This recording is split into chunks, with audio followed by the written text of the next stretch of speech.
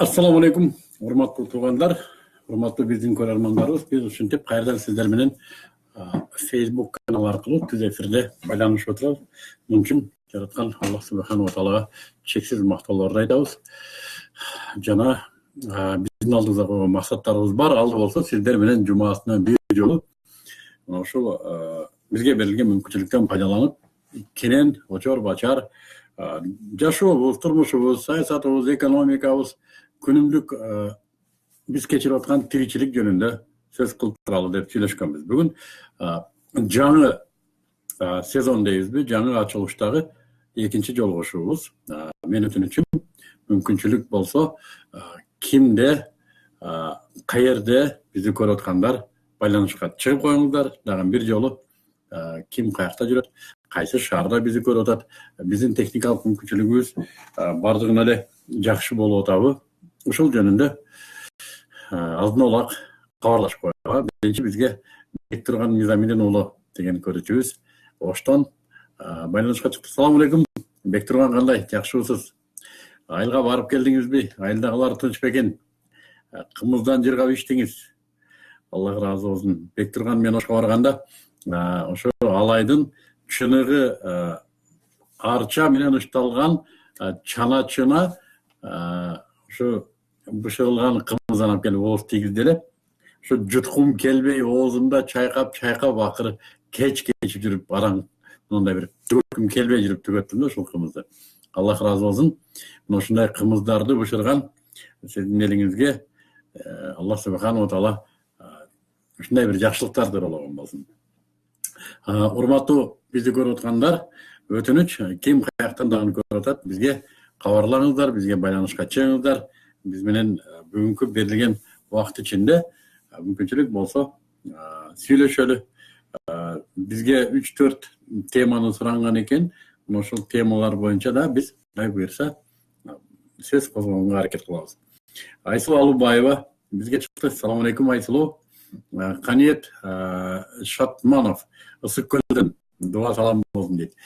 Кыргыздын бермети болгон Ысык көл жана анын тургундарына көлдөй болгон эл Ысык көлдөн айланса болот.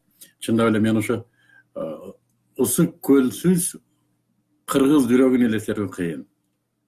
Ысык көлдү өмүрүндө көрбөгөн кыргыз да бар го, бирок ал билет Ысык көл кыргыздык экендигин жана Ысык көл кыргыздын бермети экендигин билет. Ошондуктан мен ар бир нерсенин өзүнүн мындай бир чөйрөсү, ал чөйрөдө жашаган адамдарга таасирин берет албетте. Көлдүктөр көлдөй болгон эл. Ошондуктан сизге да Аллах субханаху ва таала ушу көлдөй болгон кенендикти, тазалыкты, арулукту насип этсин. Бизди дагы каяктан кимдер көрүп атат, байланышка чыгыңыздар, өтүнүч. Буга чейин биз мына ушул постторду калтырдык эле, суранып, жана кимдерде кандай суроолор болсо бизге бериңиздер, биз ушул суроолорго жооп берели дедик эле.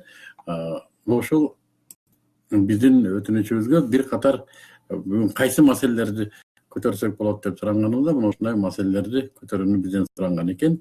Мына мен азыр айтып өтөм. Вакцина прививка жөнүндө сөз болсо дейт. Анткени биздин Муслим онлайн деген колдонуучубуз жазып атат. Вакцина прививка жөнүндө акыйкатын изилеген журналисттер жок болуп атат дейт. Балким Кудай элек бул мындай эле, мен илгерки өзүм түйгөн бир сөз бар. Бала ыйлабаса эмчек кайда дейт. Эгер ушул нерсеге кандайдыр бир далалат кылып, коом өзү кызыкпаса, журналисттер булар коомду маалымат менен тейлеген адистер да. Ошондуктан эгерде коомдо талап болбосо, бул журналисттерди кызыктырбайт албетте. Ошондуктан менимче биринчи кезекте коомдун өзүндө бул маселеге терең кызыгуу болуш керек. Гүлназ Маматкулова деген биздин колдонуучубуз көптөн бери унутуп калган бир теманы бизге айтып атат, көп аялдуулук боюнча дейт. Бул коомдогу эң больной тема дейт. Билбейм кимге кандай, бирок мен өзү негизи ушу көп аялдуулук маселесин жаман көрөм. Бул ар бир адамдын өзүнүн жеке үй бүлөлүк мамилеси. Мисалы үчүн, кечиресиздер, орой болсо да айтайын, көпчүлүк эркектердин ойноштору бар. Жана көпчүлүк аялдардын да ойноштору бар. Эмнеге бул жөнүндө коомдук деңгээлде маселе көтөрүлбөйт дагы? Мындай мыйзамдаштырылган шарият жолунда болсо да, эми биздин мамлекет светтик деп көп көрүп албадыкпы. Ошол Кудай алдында болсо да жоопкерчилиги алып, үй бүлөнү түптөп, андан балалуу болуп, мурас кылып жашап аткан үй бүлөлөр коомдо больной тема болот. Эмнеге? Мен ушуга түшүнбөйм. Ошон үчүн мен ойлойм, бул ар бир адамдын өзүнүн жеке иши, өзүнүн жеке тандоосу. Ким кааласа Аллах алдында расмий үй бүлө кылып карайт, ким кааласа ойнош болуп жашайт. Ошондуктан муну ким билет, мен жанагы бизде кээ бирлер 2 аял менен 3 аял менен ар түрдүү ушундай бир жылда 2-3 жолу мындай бир эмелер болуп турат го, коомдук калчоолор. Мына ушундайда көп журналисттер кайрылат. Мен ушу темада интервью да бербейм, айтпайм да, анткени бул ар бир адамдын өзүнүн жеке иши. Мына ошонун кесепетинен билесиздер, бизде муфтийлер кеткен да. Ушундай төшөгүнө чейин камералар аңдып, бул аябай жиркеничтүү, аябай төмөн түшүп кеткен маданият темасы деп эсептейм. Ошондуктан капа болбойсуңар, бул темага мен кайрылбасам керек. Жашоону пландаштыруу боюнча деп Акжолтой коллегабыз сураныптыр. Ишуше знание туура максат коюу дейт. Нур Нажат деген биздин инибиз бар. Азыр Москвада иштеп атам деп жазыптыр. Ал жашоодо максат дейт. Караңыздар, үчөө тең максат боюнча. Кылычбек Абдулдаев, ассаламу алейкум устаз. Мен жүрөгүмдө өйгөн бир маселе бар эле. Ал мына биздин алтындай болгон кыздарыбыздын чет өлкөлөрдө, айрыкча Москва шаарында эмгектенип жатканы дейт. Ошол кыздарыбыздын бул жактагы бөтөн эл менен жумурулушуп, ошолордун кийгенин кийип, ичкенин ичип дегендей өз каалоолорундай жүрүшөт. Ошол кыздарыбыздын келечеги кандай болот? Кийингендерин деги жүрүм турумдары өтө эле орустарга окшош. Мок турсун өтүп аша чаап кетишкендерин көрүп зээнин кейип барат. Ошол маселе боюнча оюмду өтө көйгөйлүү деп ойлоймун. Бул кыздарыбыздын биздин келечегибиз, биздин энелерибиз болсо, ушуларды кандай бир туура тарбияга чакырсак болот? Ушул тууралуу тема козгоп алып чыксаңыз, Аллах ыраазы болсун дейт. Аябай сонун тема. Мен ушу жүрөгүмдө өйгөн тема. Бул ар бир элдин аброю анын кыздары менен болот эмеспи? Чындыгында. Эгер кыздарда бир чеккилик кетсе, эркектерге өзгөчө аталарга көп жабылат экен да. Ошондуктан сүйлөшөлү бул жөнүндө да. Бүгүн билбейм канчалык деңгээлде бул жөнүндө үлгүрөбүз, бирок бул аябай чоң талкууну талап кылган. Балким биз эмки жумага даярданабыз, ушул теманы коюп, бир жума бою бир акыл калчап ушу четтеги иштеп жүргөн кыздарыбыздын өздөрүн да ушу диалогко чакырсак, аларда мүмкүнчүлүгү бар го бизди көргөнгө. Биз түшүнбөгөн, биз көрбөгөн, биз билбеген, биякта туруп алып сындаш оңой эле да. Алардын да билгени бар, ойлогону бар. Аларды да биз диалогко чакырып, балким эмки жумалардын биринде ушул теманы койсок дейм. Анткенде адам өзүнүн коомдо ылайыктуу ордун таба алат дейт. Эрболот Касым Тегин деген биздин бир колдонуучубуз, устаз жихад тууралуу сөз болсо жакшы болмок дейт. Бирок колуна автомат алып согушкан эмес, адамдын жамандыкка болгон жихаты, өзүнүн ички жихаты жөнүндө сөз кылып атат. Ибадат Абдурахманова, күнүбүздө ислам дини акыбалы дүйнөдө кандай? Ошол жөнүндө. Алтынбек деген колдонуучубуз, ассаламу алейкум, жин шайтандар тууралуу сөз кылсак дейт. Алтынбек, ошондой Мухаммад пайгамбарыбыздын жана башка пайгамбарларга Аллах тараптан берилген мужизалар тууралуу да маселе козгосок болот. Аябай сонун тема. Аябай сонун. Анас Каландаров, ассаламу алейкум, тема арш жөнүндө жана жүрөк көзүнүн нуру кайсыл деңгээлге чейин көрө алат, кантип нурга толтуруу керек жүрөктү деген тема дейт. Өтө оор тема. Муну устаздар менен отуруп болгондо да ушу иман маселесин, акыйда маселесин тим эле сугарганды билген устаздар менен отуруп чече турган маселе экен. Кана өзүбүздүн кирелик кимдер бизге Ысык көлдөн саламды айттык. Сыймык Марат Оштон чыкты бизге. Назгүл Жейналиева көп прямой эфир кылып тургулачы дейт. Рахмат. Муслима Сара бизге салам айтып атат. Саламыңыз кабыл болсун. Каниет Шатманов, Аллах ыраазы болсун. Сизге чоң рахмат сизге дейт. Айсулу Алубаева, сизге темадан тышкары суроо берсек болобу? Комментарийге жазыңыздар, эгерде маанилүү болсо, коомдук мааниси болсо. Эгерде жеке мааниде болсо, менин жана каткурдун деп коебуз го, личкага жазыңыздар, ошол жактан мага келет. Амирхан Адилхан Оштон салам айтып атат. Сакина салам айтып атат. Алейкум ассалам. Назгүл Жейналиева, Аллах ыраазы болсун. Тогуз Тородон чыгып аттыр. Тогуз Торого салам. Болотбек Алиев Москвадан биз менен суранычым, якиншиктерди камап жатат, эмне кылабыз? Мен Бишкекте. Камаганы Москвада болса мен үчүн жаңылык экен. Ясмина Муслима деген бизге кошулуптур. Шайырбек Абдрахман улу бизге кошулду. Азыр эле Фейсбуктан көрдүм биздин Куран Карим китебибизди 2 айым биздин Куран китебибизди тебелеп тепселеп атат. Ким көрдү, айтсаңыздар дейт. Астагфируллах, Аллах аларга андай бейбаштарга Аллахтын өзү жетиштүү. Жомабек Атабаев бизге салам айтып атат. Баарыбызга ассаламу алейкум туугандар деп атат. Саламын кабыл алып койгуңуздар. Телефон, интернет жөнүндө сөз кылсак дейт. Салахуддин Аюби вахын тууралуу сөз кылыңыз сураныч дейт. Вахын бул тозок, эгер мен туура айтсам, ушу пайгамбар саллаллаху бир хадисинде ушу тозок деп келет. Эгер мен туура эмес айтсам, оңдоп коюңуздар. Болотбек Алиев Москвадан якиштер камап отурат. Канат, ассаламу алейкум ажыка дейт. Алейкум ассалам. Анас Каландаров, ассаламу алейкум дейт. Алейкум салам. Алматыдан Асылхан Жолдошова бизге кошулду. Дин соолуктун кадыры жөнүндө сөз кылсак дейт. Рахмат. Дагы мен күтөм, ким каяктан бизге чыгып атат, байланыштарды билдирип коюңуздар. Бизди кимдер көрүп атат? Жана сөз бар эмеспи? Жылдыз көппү, кыргыз көппү деп. Мына ушул асманда, ааламда бүт караган кыргыздарыбыз каякта жүрөбүз? Кимдер, эмне менен алек каякта жүрөт? Билесиздер, биздин салтыбыз ушу. Башында саламдашабыз, алектешебиз, сурашабыз. Ким каякта жүрөт? Бизге кабар берип коюңуздар. Ал эми азыр мен уруксат берсеңиздер, мүмкүнчүлүктөн пайдаланып, ушул минутага чейин, мындай айтканда 22:00 мен эфирди баштаганга аракет кылам, бирок 21:40 баштап мына ушул интернетте белгилүү болгон сайттардан жаңылык чогултам. Жок дегенде бир 10 чакты ушу өткөн жумада болгон жаңылыктарды чогултам. Азыр мүмкүнчүлүк болсо ошол жаңылыктарга керек берели. Азамат Алмазбек уулу Бурятиядан салам айтып атат. Бурятияда канча кыргыз бар? Эмне менен алек көп адамдар курулуштабы, же соода саттыктабы, ушул жөнүндө да бизге айтып берсеңиз. Азамат Нурбек Бөкөбаев Бишкектен салам алейкум. Москвадан Жомарт Маматов чыгып атат. Москва, эми мен Москвага барган сайын бир таң калып берем. Бу кыргыздар Москваны ээлеп алгандай да. Аякта орус калдыбы, калбадыбы, анысын билбейм, бирок Бишкекте адам калдыбы деп өткөн тамашаладым. Ушу Бишкекте бир адам калдыбы, бит эле бар Москвада деп.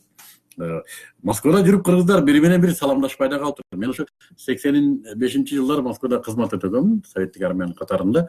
Атайы кыргыз көргөнү текстил деген станцияга барат элек. Ошол жерде кыргыздар текстилде иштейт эле, барып, "Же сиз Кыргызстандан болосузбу?" деп кыргыз тилин угуп, мындай купулубуз толуп кайтчу да, кыргыздар бар экен деп. Ошо текстилде бар эле кыргыздар. Азыр Москвада ошончолук кыргыз көп экен, айтып атпайм, саламдашпай калыптыр бири менен бири. Ошо айылдагыдай эле да, айылда бир күндө 50 жолу көрсөң адамды улам эле саламдаша бербейт го. Мына ошондой болуп калыптыр. Торик Исмаилов бизге салам айтып атат. Туратбек Мирзалиев Түштүк Кореядан барыңыздарга салам айтып атат. Туке Кореяда кыргыздарга салам айтыңыз. Сиз да Кореяда кыргыздар эмне менен алек, ошону айтып кетсеңиз жакшы болот эле. Жомарт Маматов прямой эфир графигин айтып коесузбу. Ар ишемби күнү 22:00. Аллах насип этсе, аман эсен турсак, өмүрүбүз болсо, мына ошону мен пландаштырдым иншалла. Ассаламу алейкум дейт. Биз Бишкектен Жекшенбек Мойдунбеков салам айтып атат баарыңыздарга. Жомарт Амирбек уулу жаратканың чын болсо, бизге ырды айтыптыр. Бир ырды айтып ушуну кандай түшүнөбүз дептир. Мына буну комментарийлердин бардыгы бир гана жалгыз мен үчүн эмес туугандар. Бул тасманы бир жума бою биздин Facebook колдонуучулары. Мен бүгүн эфир бүткөндөн кийин YouTube каналга да коем, ал жерден да колдонуучулар көрөт экен кадыр эсе. Ошондуктан бул жерде калган силер калтырган комментарийлер менимче дайым эле маанилүү жана актуалдуу бойдон кала берет. Ошондуктан олуттуу комментарийлер, даректүү комментарийлер, мындай пайдалуу комментарийлер болсо, сапаттуу комментарийлер болсо, көпчүлүккө пайдасы тиет.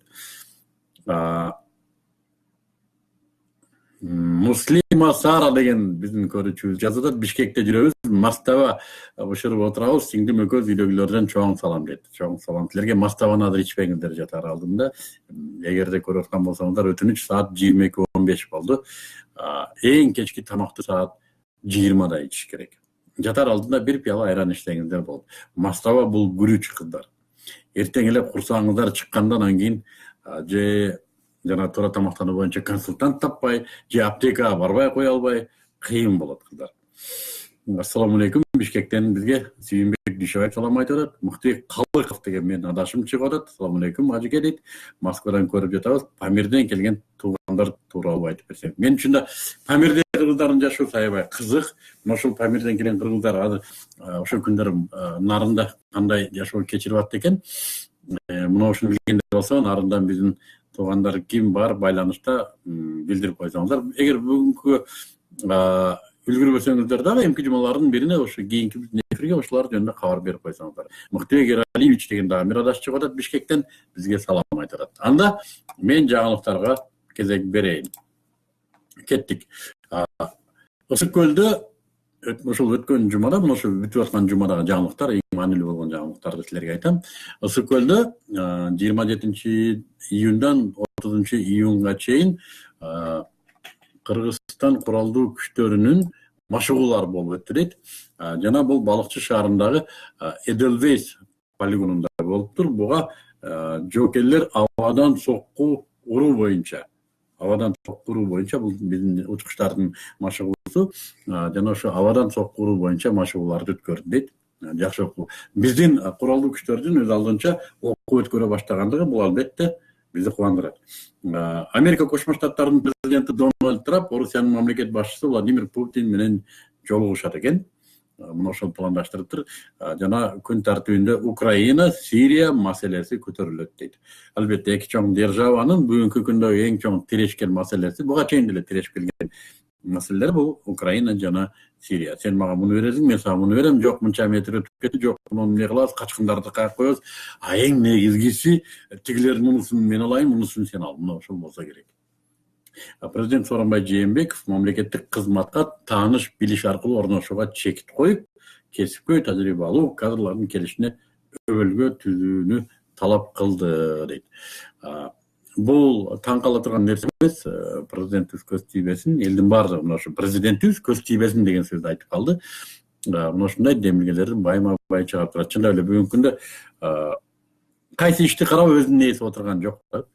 Пайгамбарыбыз саллаллаху алейхи вассаламдан бир хадис келет. Мааниси ушундай. Эгерде иш өзүнүн ээсине берилбесе, кыяматты күтө бер деди. Бүгүнкү күндө элдин карызга батышы мүмкүнчүлүгүбүз бар. Бүгүн бай жашаган. Эшигибиздин алдында чоң-чоң ушу акыркы моделдеги машиналар үйүбүз кабат-кабат салынып, мечиттерибиз толо-толо, койчем ушу карызы жок жашаганга мүмкүнчүлүгү бар элбиз да биз.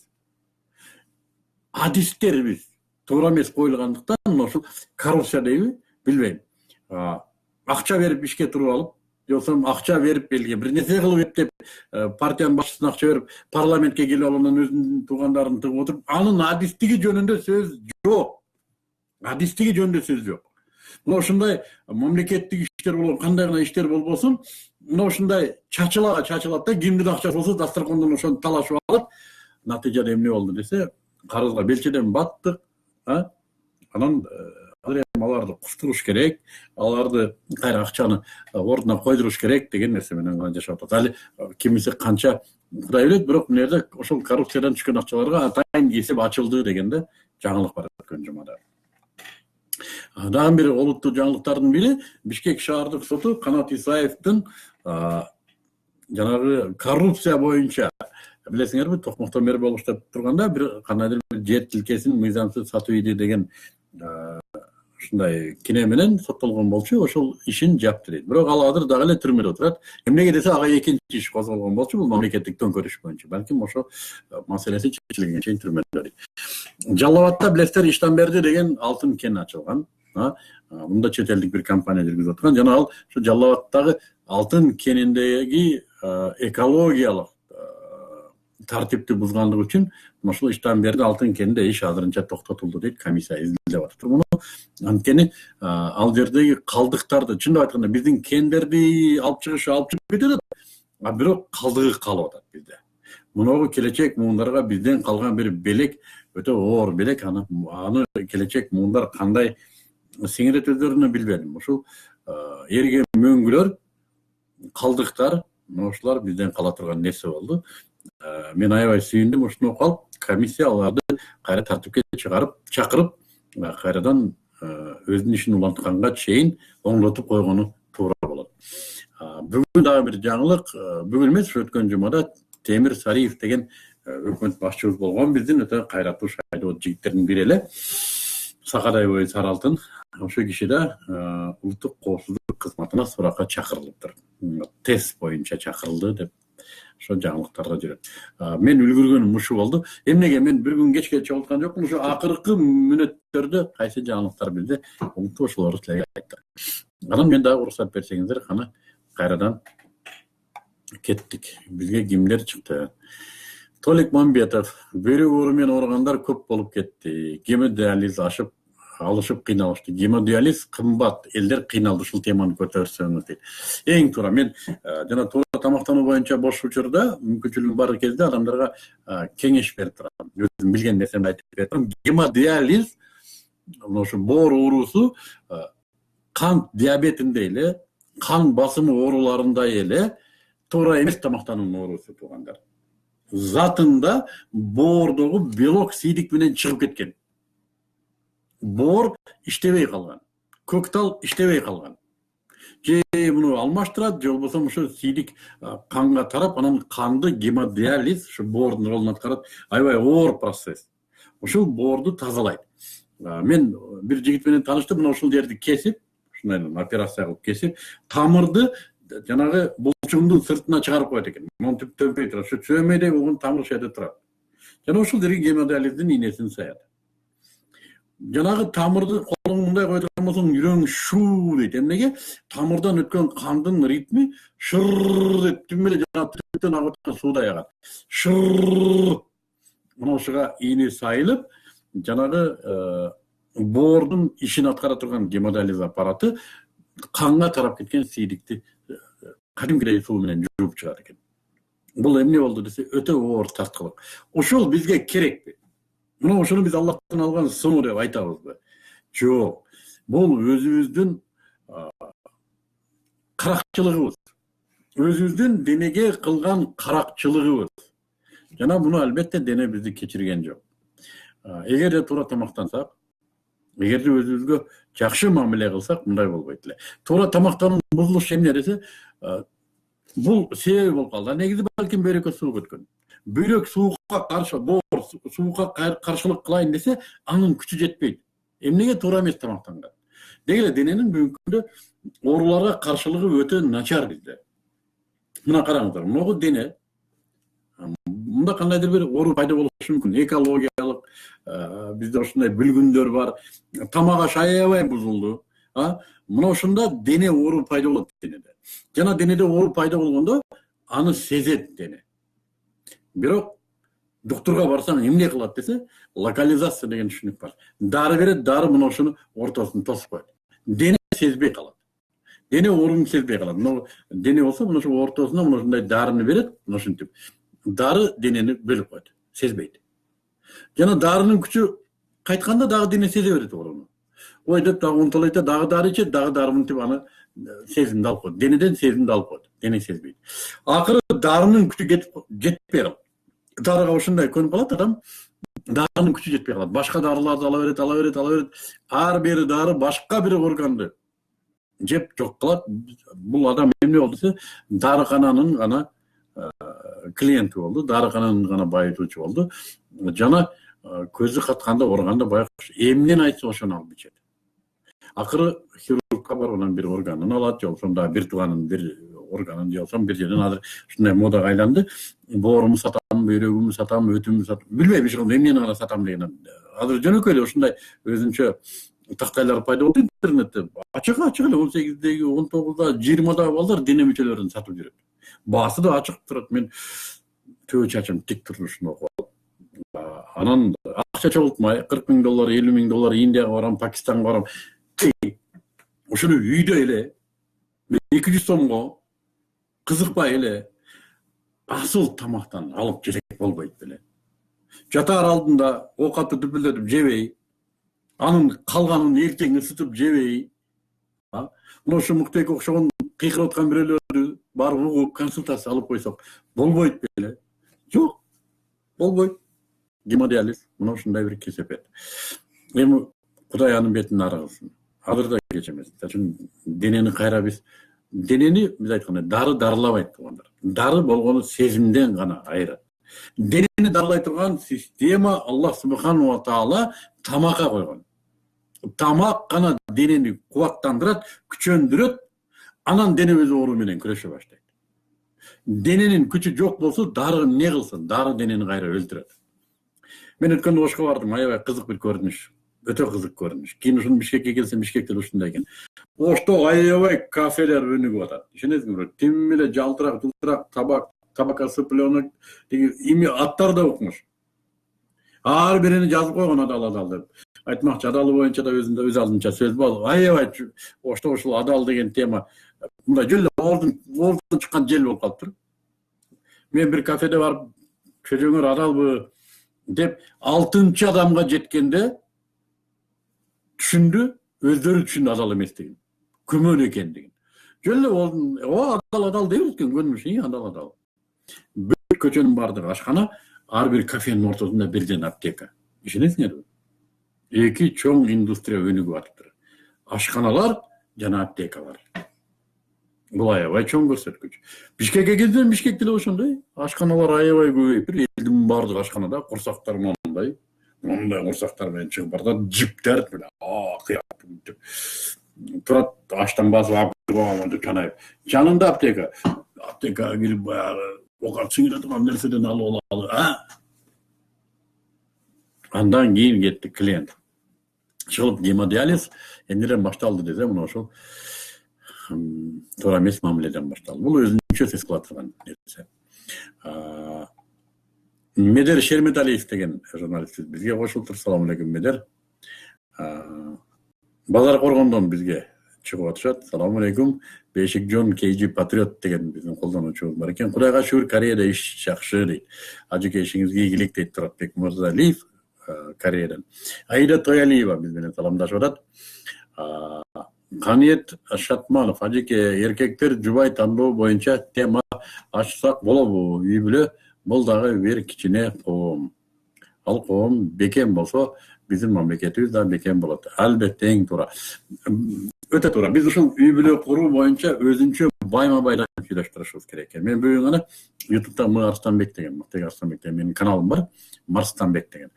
Мына ушул каналда жаңы долбоор ачып атам.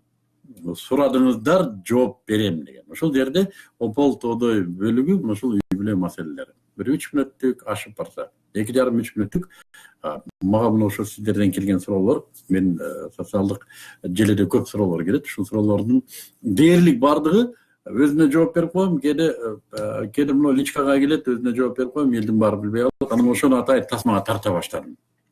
Буюрса мына эртең бирси күнөн чыга баштайт, ошону дагы көрүңүздөр. Анан өтө ыңгайлуу да, бир 2,5-3 мүнөттүк муну WhatsApp жана башка социалдык желелерден таратса болот. Биз элибиздин үй бүлө маселесинде ойго түшүбүз керек экен, жоопкерчилигин ойго түшүбүз керек экен. Өзгөчө үй бүлө маселеси эмнеден башталат десе, кыз жигит болуп жүргөндөн башталат. Мына ушул үй бүлө курам деген ошол мектепти аяктап, мен сени сүйөм деп алгачкы каттарды жазгандан башталат экен. Ошон үчүн бул да өзүнчө бир тыкаан тартип менен, тыкаан адеп менен, аруу адеп менен калыптанып барса, үй бүлө бекем болот экен. Же болбосо мына ошо мектептеги же андан кийинки жогорку окуу жайларындагы кыз жигит маселеси канчалык жеңил болсо, үй бүлөдө ошондой эле жеңил ыдырамай кубулушка айланып калат экен. Анда канчалаган балдар жетим калды, канчалаган аялдар, канчалаган эркектер деп, эми бул ушундай бир ырбай бере турган маселеге айланып калат экен да.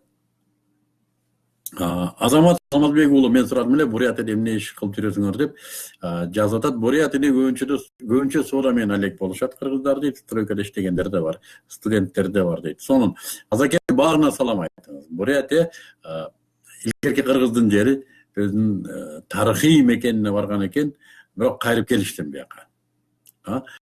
Темир деген колдонуучу бизге салам айтып атат. Биз да сизге салам айтабыз. Хижама Бишкек дейт. Ассаламу алейкум. Алейкум салам. Кылычбек Осанов бизге салам айтып атат. Ассаламу алейкум ажеке, сиздин видеолоруңуз абдан таасирдүү бар болуңуз дейт Кубаныч Кожомбердиұлы. Рахмат. Ал видеолор негизи болгону мен түз бөлүмүндө алган, ал жерде маалымат меники эмес. Мен эң биринчи Куран жана Сүннөттөн өзүм түшүнгөн, өзүм таасирденген абалымды чыгармачылык аркылуу өткөрөм. Негизи ушу кыргыздан айланып болот, ушу ата бабабыздан калган нарк, насил, каада салтка негизделген дүйнө таанымдан чыккан тасмалар. Ассаламу алейкум, сиз депутаттыкка аттанасызбы, колдоп берсек дейт Адилет Казымкулов. Эми ошончо депутат силерге аздык кылып атабы дейм да. Мен аяктан эмне кылам? Мен өзүм барам десем балким болор эми. Өлбөдү бир партияга алышар эми, мен деле эл таанып, бирок мен эмне кылам, мен түшүнбөйм аякта эмне кылам. Мен да барам мынтип какалап отуруп эмне иш кылам мен? Же мен бизнесим болбосо, аяка бизнеси барлар өздөрүнүн акчасын бир нерсе кылып айландырып жана коргоп, алардын иши ошол да. Мен андай нерсем жок. Мен эмне кылам аякта? Эмне кылам? Андан көрө силер менен ушинтип коюп эркин жүргөнүм жакшы эмеспи? Ормон Шадаев велосипед тепкенди да өнүктүрүш керек. Сизди көрүп калам, ден соолук үчүн тебесизби? Ормон Шадаев. Ооба, велосипед.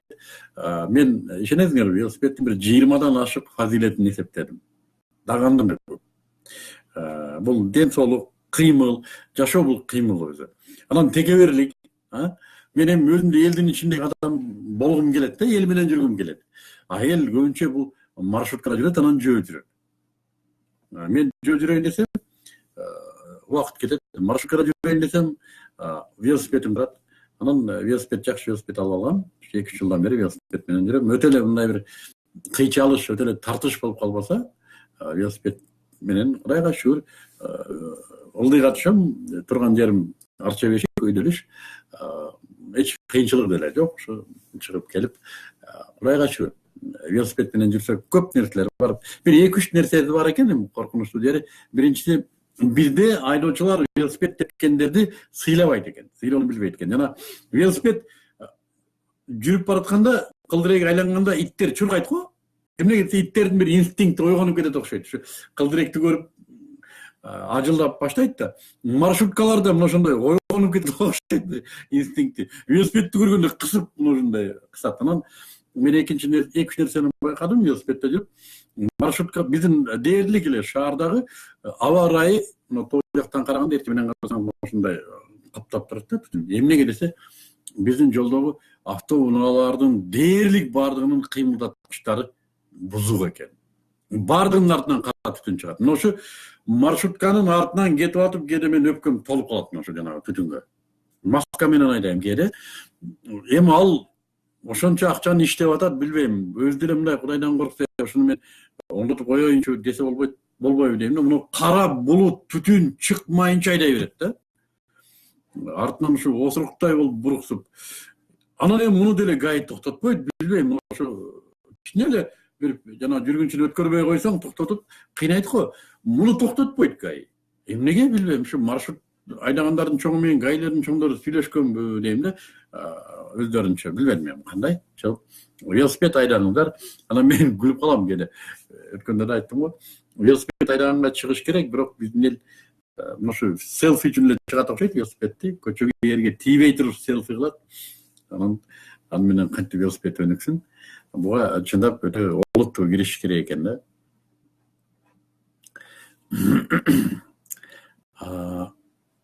Нарымбек Калыбаев, ассаламу алейкум дейт. Урматтуу муктабек, карындаштарыбыз мода деп жатышкан жыртык шымдар боюнча айта кетиңиз. Жакшы насаат айта кетиңиз. Ишиңиз ийгиликтүү болсун, Алла ыраазы болсун. Нарымбек, эми ар бир элдин өзүнүн салты бар. Ар бир элдин өзүнүн каадасы бар, өзүнүн наркы бар да. Бул шорду ата эне дайым эле балдарына ошо нарк кааданы бергенге үлгүрбөйт окшойбуз го.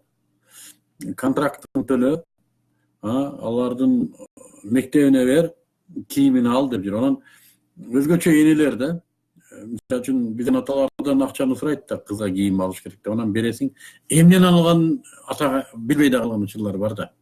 Эрте кетип кеч келет, эне кийинтирет да. Энеге дуа кеткен да. Энеге кеткен дуа.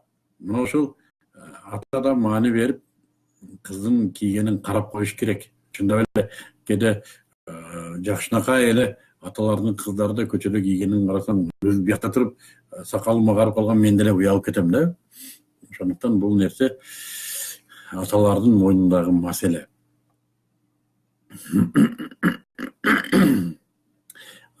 Бизде ушул учурга 64 көрүүчү бизге катталыптыр.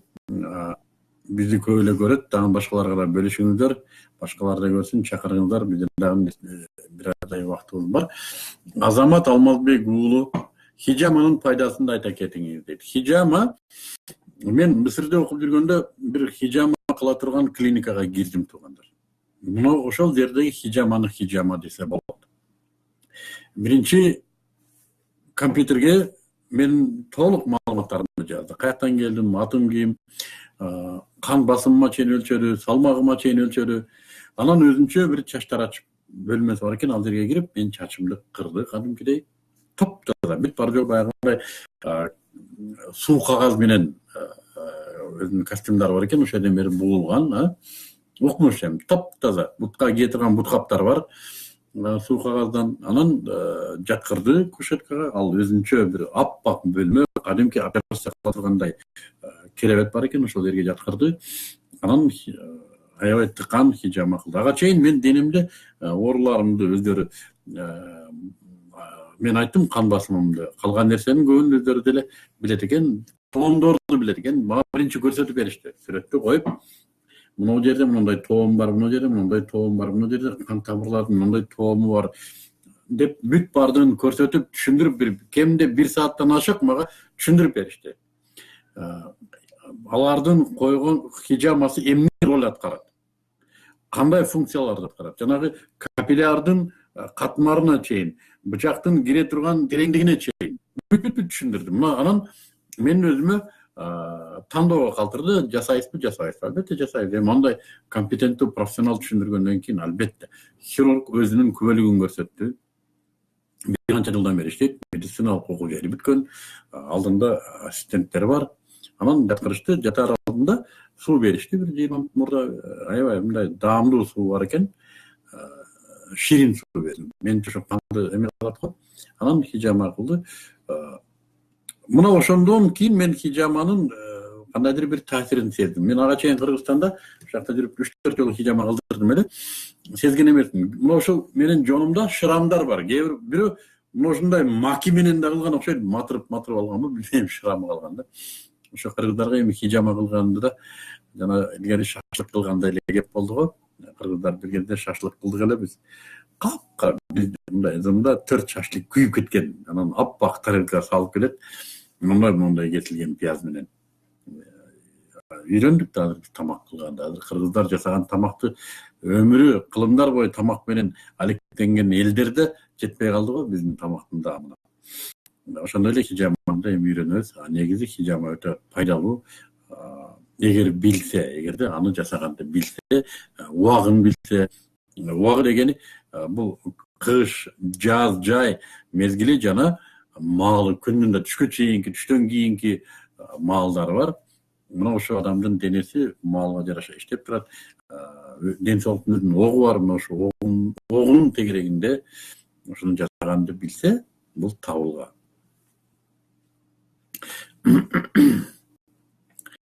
Аллах разы болсын. Мухтегир Алиевич деген биздин арманыбыз, көрөрүм аныкет. Аллах разы болсын сизден, ажыке, мусулман пенде катарында мен үй бүлөм менен сизден разы дейт. Сизге да Аллах разы болсын.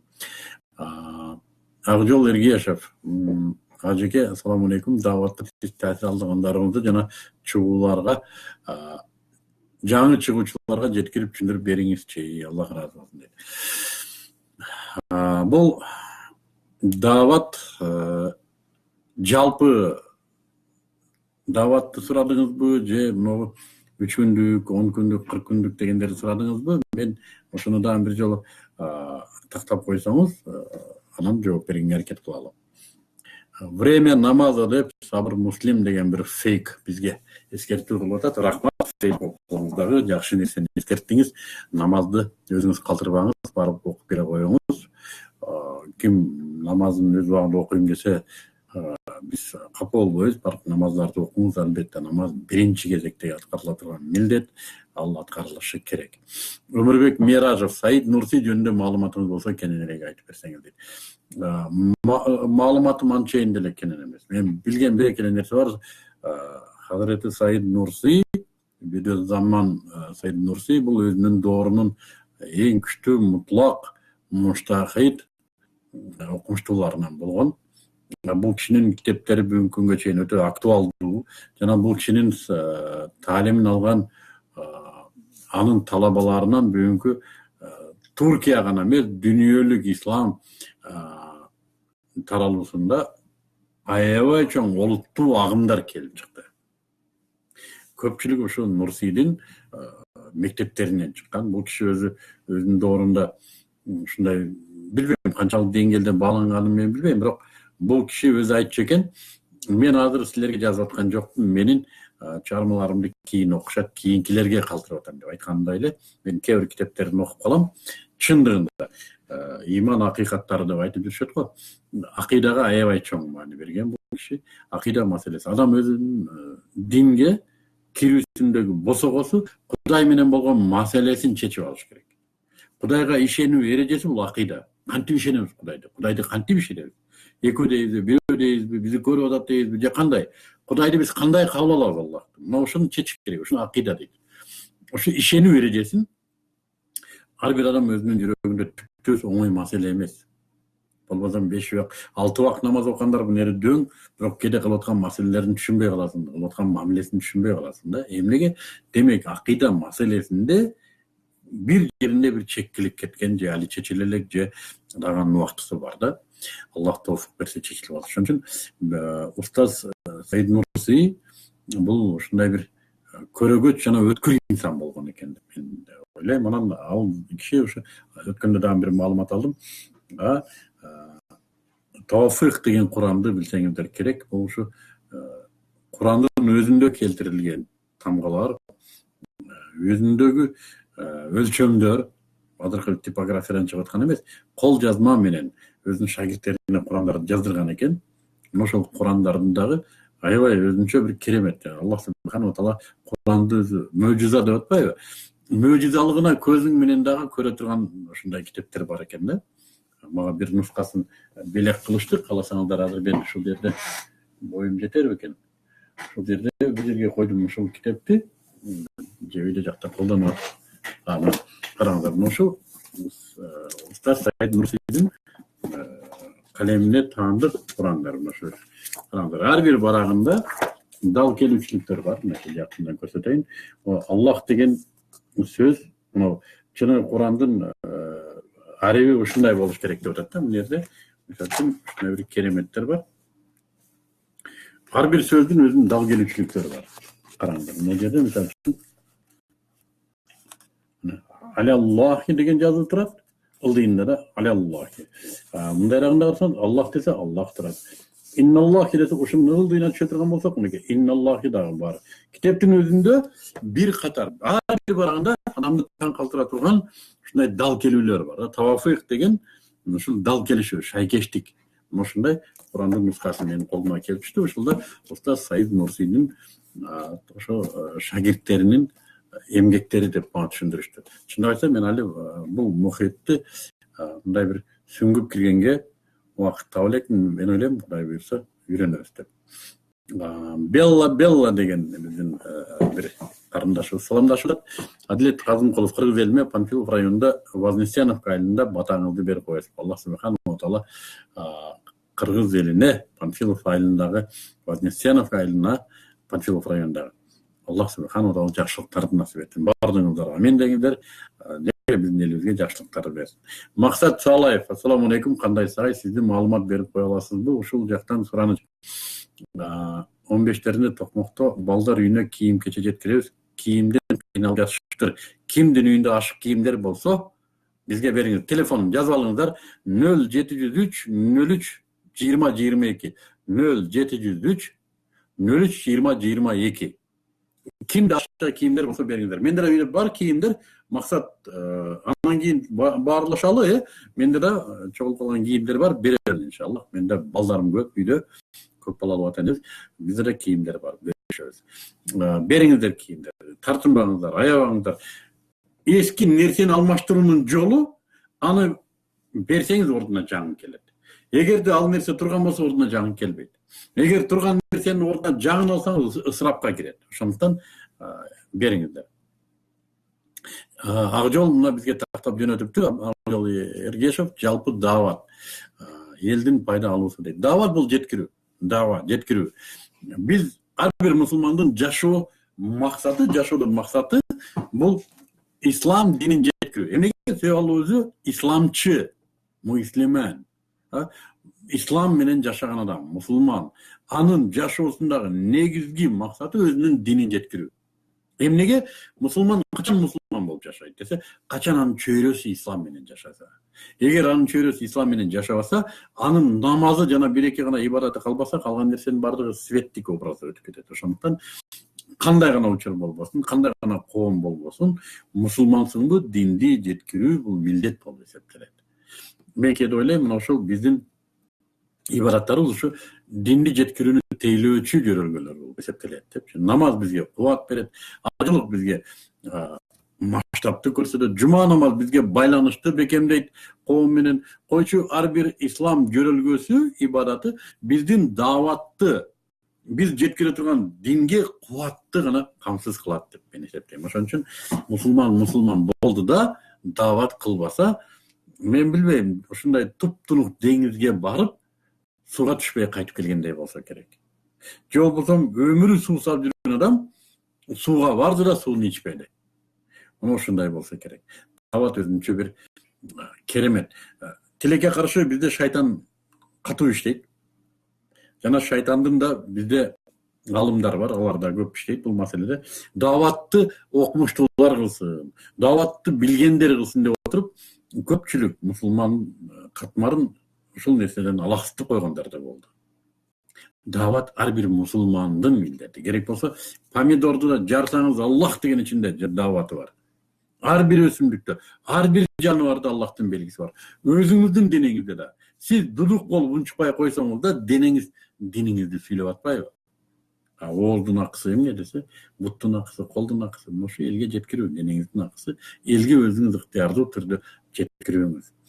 Ошон үчүн биз билим алып анан кийин жеткиребиз, үйрөнүп алып анан жеткиребиз эмес, билгениңизди жеткирүү аманат болуп эсептелет.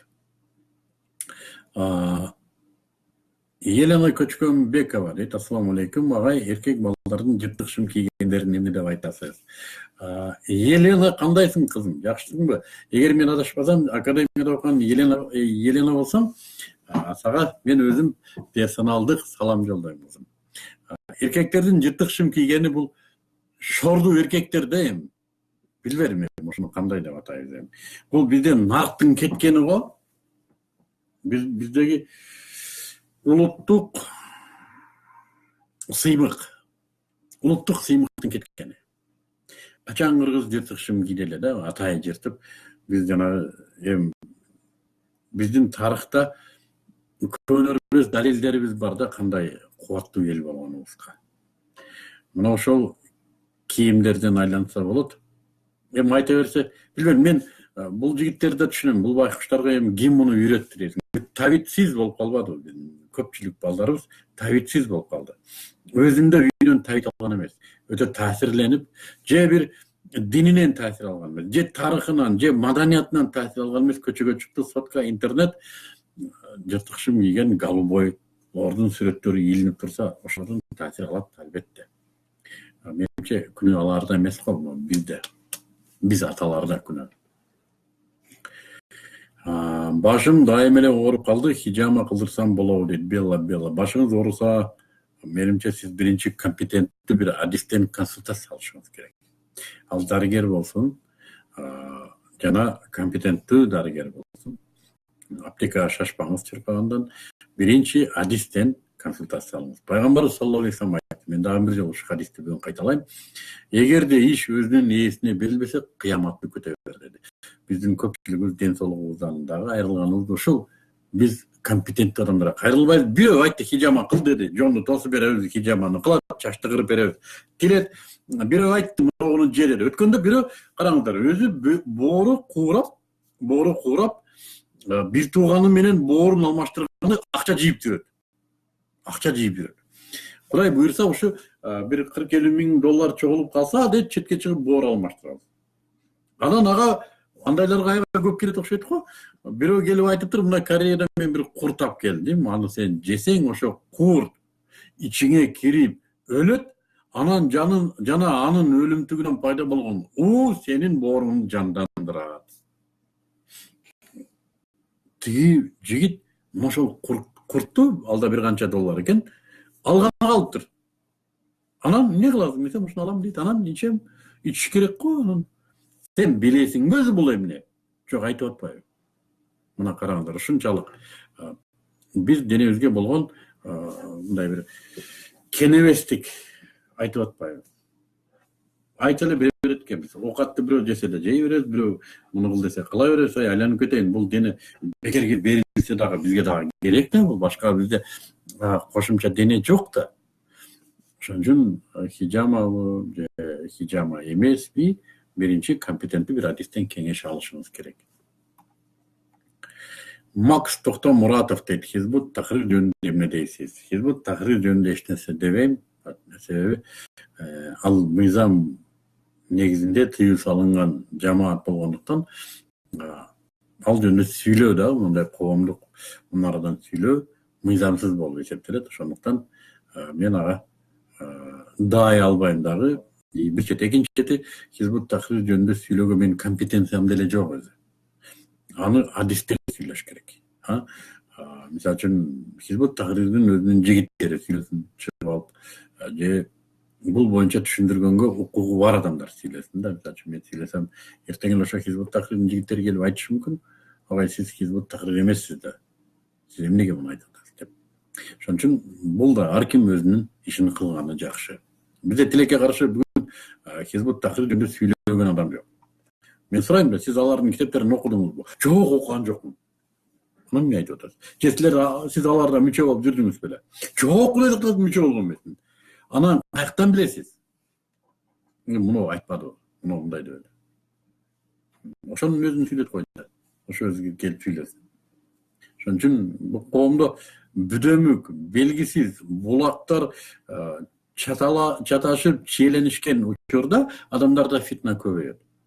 Ошондуктан маалыматты дагы өз ээсинен алыш керек. Сүйлөгөндө да эгер маалымат ээси болсоңуз айтышыңыз керек. Мен Хизбут Тахрир боюнча маалымат ээси эмесмин. Ошондуктан мен ойлойм, бул туура эмес болот менин айтканым. Элеман Абдувалиев дейт. Элге канча пайыз туура маалымат берип жатам деп ойлойсуз? Берген маалыматтарыңызга жоопкерчилик аласызбы дейт. Сиз маалымат деп эмнени айтып атасыз? Билбейм. Мен элге эч кандай маалымат берген жокмун деп ойлойм. Мен интернеттен алган баягы жаңылыктарды окудум. Калганы мен маалымат деп айтпайм. Ал менин сөзүм, менин оюм. Эгер менин өзүмдүн оюм туура эмес деп ойлосом, мен айтмак эмесмин. Бул менин оюм, мен ушуну туура деп ойлойм. Эгерде сиз менин оюмду туура эмес десеңиз, сиз да оюңузду айтыңыз. Агай, сиздин оюңуз туура эмес. Жана мени оңдоп коюңуз. Мен албетте пендемин, оңдоого муктажмын. Ошондуктан ким билет мен туура эмес айтканымды. Маселе мен туура эмес айтканымда эмес. Маселе мен ушуну айтканымда. Мен унчукпай отуруп алган жокмун да, ушуну айтып атам. Жана мойнума алып айтып атам. Балким туура эмес болушу мүмкүн. Жана силерде да мүмкүнчүлүк бар. Туура эмес болсо оңдоп коюуга милдеттүүсүңөр. Урматтуу Элеман Абдувалиев. Оңдоңуз менин оюмду. Мен ачык адаммын. Критикага дагы, оңдоого да дайым ыңгайлуу адам. Муктубек Арыстанбек болду. Эмне менен десе, ушу критика менен. Мен ошону түшүнгөндүгүм менен менимче ошо бүгүнкү деңгээлге жеттим да. Ошондуктан мен сиздин таңктыгыңызга да ачыкмын.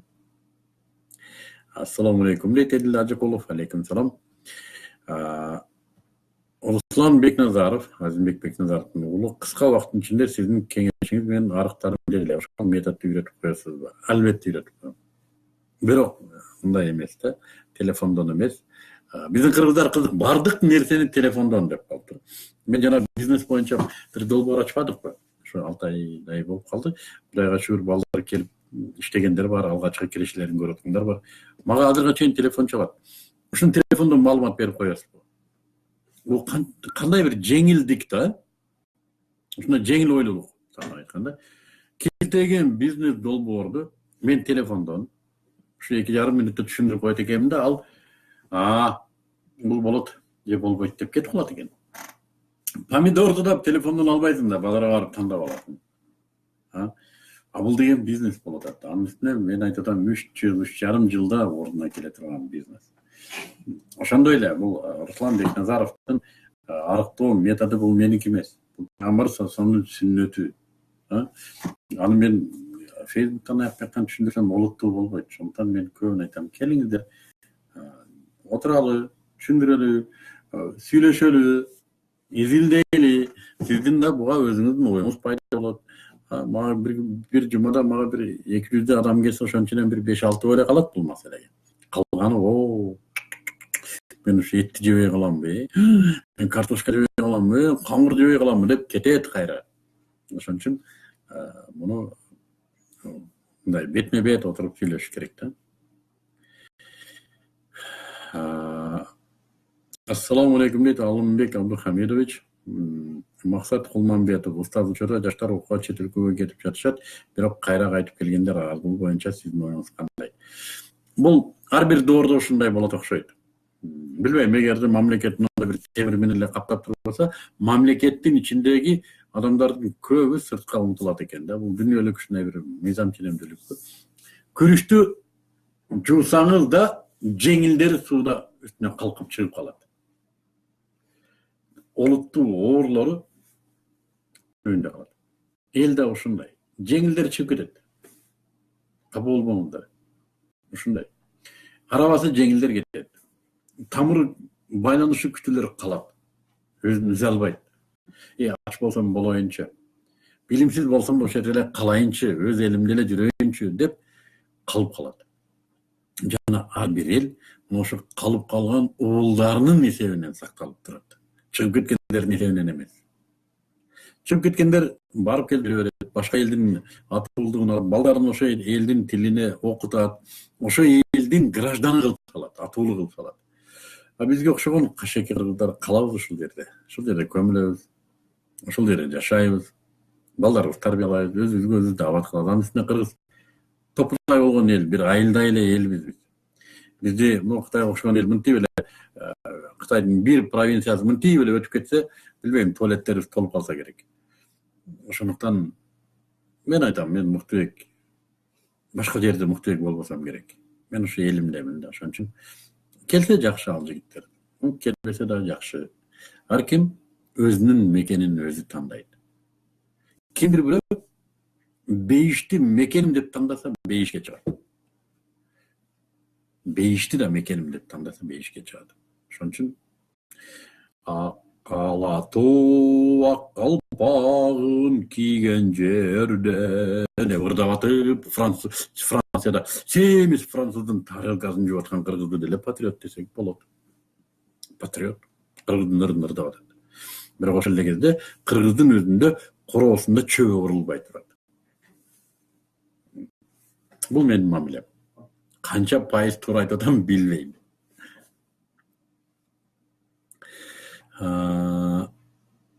Кыргызстанда канча ислам дининин агымын тааныйсыз дейт Адилет Казымкулов. Мен билбейм, бүгүн муну да саясаттануу адистери өтө көп айтышат. Ошо бир 20, 30, 40, 50 го, Кудай билет, көп. Туугандар, кечиресиңер. убактыбыз жетип калыптыр. Ар бириңиздердин убактыңыздар сиздер үчүн аманат. Андан аластап отурган мен үчүн да аманат болуп калбасын. Жана ушу берилген убакытта эгерде менден бир каталыктар кеткен болсо кечириңиздер. Башым ийип кечирим сурайм. Жана өтүнөм, бир жума бою унутпаңыздар, ошо кайрадан Facebook'та жана YouTube'да менин каналымда болот ушул тасмалар, башкаларга таратып коюңуздар. Менин каналыма жазылыңыздар. Буюрса жаңы долбоорлор чыга баштайт. Арстанбек деген канал жазылып, ошол менен байланышта туруңуздар. Эмики жумада Аллах субханаху ва таала өмүр берип, ден соолук берсе, дагы туп-туура бир жумадан кийин ишемби күнү кечки 22:00 ФБдагы түз эфир деп сиздер менен чыгабыз иншаллах. Эли журтубузга Аллах субханаху ва таала тынчтык берсин. Бүт бардык тилеген максаттарыбыздын асылын насип этсин. Бул жашоого дагы акыретке да пайдасы тие турган тилек максаттарыбызды берсин. Биз пенделик кылып бул жашоого жана акыретке зыян боло турган максаттарды мүдөө кылып алган болсок, Аллахыбыз аны бизге бербесин. Биз ага мойынсунабыз иншаллах. Бардыгыңыздарга Аллах субханаху ва таала тынчтык берсин. Саламу алейкум ва рахматуллахи ва баракатух. Силердин мыкты эки.